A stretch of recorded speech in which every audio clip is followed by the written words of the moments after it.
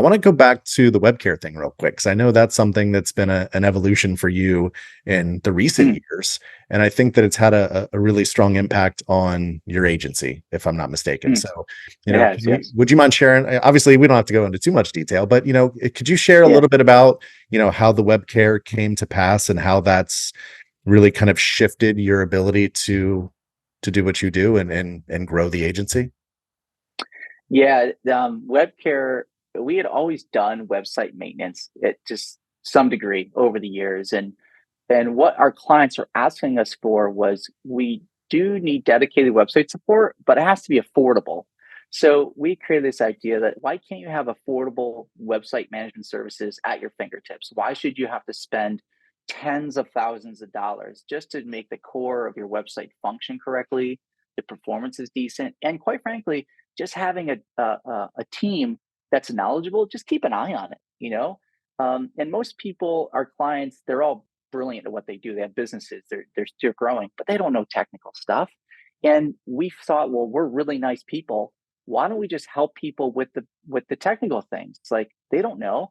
Like my server is clunky, or we got hacked, or the form is coming in too fast with a bunch of crap, or hey, I have plugin updates. Like they don't know how to deal with any of that. So we have a dedicated team that we're just nice people, and we make it so they don't feel dumb when we're explaining things to them, and that's what the care aspect is. So it's website maintenance, but with care, and people love that. They trust us to say, hey, you guys take care of it every month, and there's some proactive things you can do, and then some not proactive things. But yeah, affordable website management. I think every site, it's like a car, right? You go to buy a brand new car. Let's say you got the new Camrys look really slick, by the way. So let's say you go buy a new Camry. You're like, you know what? This is so slick. 3 months into it, that little light goes on maintenance need, and you're like, what do I do? Well, you take it back to the dealership, you get the oil change. They change like 14 million fluids that you didn't know you had in the car. They upsell you on some windshield wipers, the whole 9 yards. So it's like taking care of your investment, right? So if you build a website and you invest a lot of money into it, you got to maintain it. It's just like that car, changing the oil, keeping it going. You want to get 300,000 miles out of that car, right?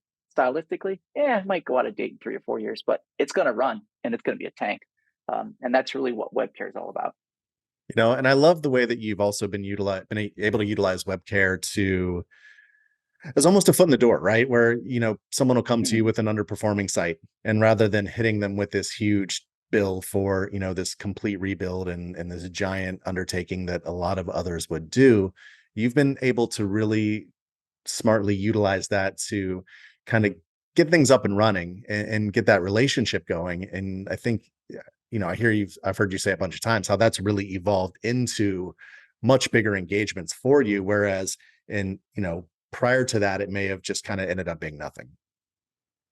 Yeah, you're spot on. I mean, the conversations we have with prospects is really talking about web care, web maintenance, and we can quickly, within minutes, understand if a site is underperforming, if it's overperforming, if their SEO is terrible, or there's just something broken on the server, right? And all that's all tech speak, but you can do that within minutes now with all the amazing tools out there and AI, et cetera.